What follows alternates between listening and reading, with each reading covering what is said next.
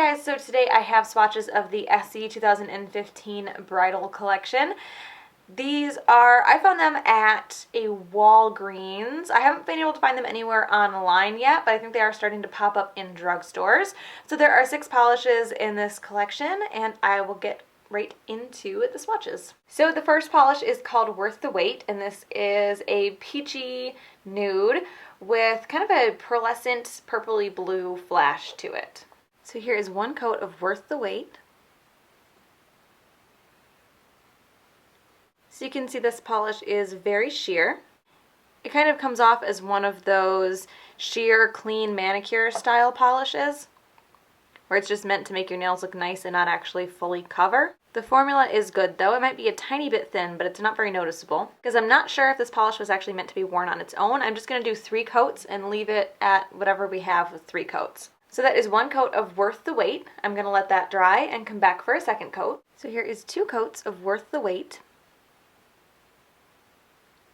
So this one actually covers pretty well on the second coat. I can still see my nail line and it's a tiny bit streaky, but considering how sheer it was in the first coat, it seems to be building up pretty well.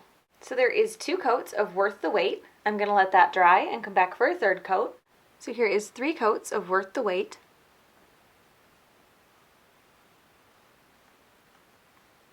This one covers almost completely on 3 coats. For a polish that I initially thought was meant to be sheer, I'm actually really impressed with how well it is building up. It's really not streaky, you just can see a little bit of my nail line still. So there is 3 coats of Worth the Wait. You can see a little bit of my nail line still, and it does seem to be a little bit brush strokey, very barely. You can see it, but you really have to look for it, and that shimmer really does stand out well. So I think this could be opaque on its own in 4 coats, but I'm going to leave it here for now. So that is Worth the Wait.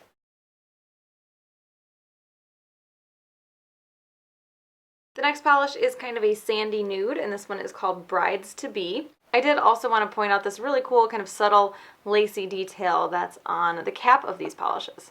So here is 1 coat of Brides to Be. So this is another one that's very, very sheer. It's more of a jelly polish. I feel like this is another one that's probably more meant to be one of those, clean, sheer, natural manicure colors rather than actually worn on its own. So I will be doing 3 coats of this one too, but I'm not going to go any farther than that. So there is 1 coat of Brides to Be. I'm going to let that dry and come back for a second coat. So here is 2 coats of Brides to Be.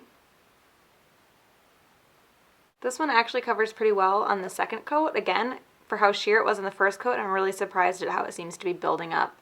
It's not streaky at all either. It actually applies pretty evenly. The formula is good, a little bit thin because it is a little bit jelly-like, but it's not hard to apply at all. So there is 2 coats of Brides to Be. I'm going to let that dry and come back for a third coat. So here is 3 coats of Brides to Be. This one again almost covers completely on 3 coats. If you did want to wear it on its own, it would probably need 1 more. I can still see a tiny bit of my nail line, but it's not streaky and it seems to be evening itself out really well. So there is 3 coats of Brides to Be.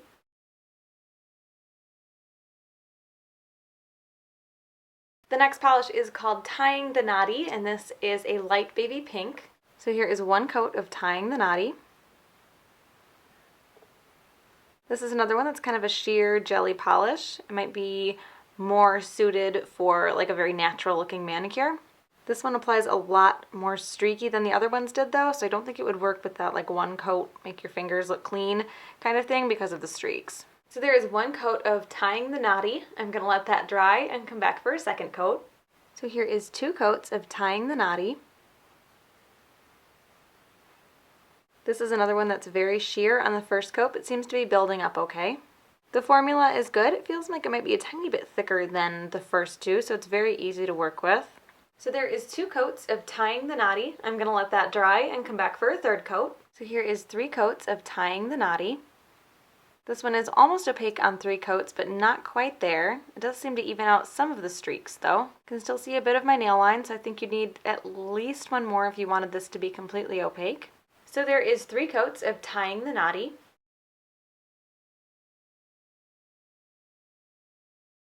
The next polish is called Hubby For Dessert, and this is a light pastel purple. So here is 1 coat of Hubby For Dessert. This is another one that's very sheer and more of a jelly. You might be able to jelly sandwich with some of these more sheer ones though. The formula is good though. It's a little bit thin, but it's not hard to work with. So there is one coat of Hubby For Dessert. I'm going to let that dry and come back for a second coat. So here is 2 coats of Hubby For Dessert. This one again, I'm surprised at how well it's building up considering how sheer it was on the first coat. It's still a little bit streaky. I'm hoping it will cover completely in 3, but I'm not going to hold my breath for it. So there is 2 coats of Hubby For Dessert. I'm going to let that dry and come back for a third coat. So here is 3 coats of Hubby For Dessert. So this one almost covers on 3 coats, but not quite. I can still see a little bit of my nail line. It's not terribly streaky though. I think you might be able to still get a couple, but for the most part they even themselves out. So there is 3 coats of Hubby For Dessert.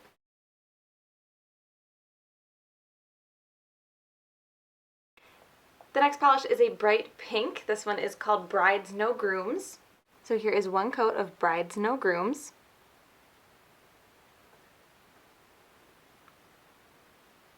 This one covers really well on the first coat. It's not quite a 1-coater. I can still see my nail line, and if you look really close you can still see a few streaks, but it does cover a lot better than any of the other ones so far in the collection. The formula on this one is really nice. It's very smooth, very easy to apply. It's not too thick or too thin. So there is 1 coat of Bride's No Grooms. I'm going to let that dry and come back for a second coat. So here is 2 coats of Bride's No Grooms. So this one covers completely on 2 coats. I feel like you can still see some streaks or get some streaks as you're applying the second coat, but I don't think it's bad enough to warrant a third. So there is 2 coats of Bride's No Grooms.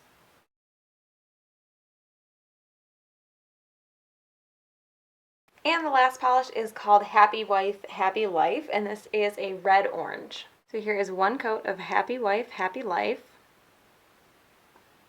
This one covers really well on the first coat. It's not quite a 1-coater. I can still see my nail line. This almost seems to be one of those like jelly-ish reds. The pink was like that too. The formula is really good, very easy to apply. So there is 1 coat of Happy Wife, Happy Life. I'm going to let that dry and come back for a second coat. So here is 2 coats of Happy Wife, Happy Life. This one covers completely on 2 coats. It does seem to deepen the color just a tiny bit. These all seem to dry very, very shiny as well. So there is 2 coats of Happy Wife, Happy Life.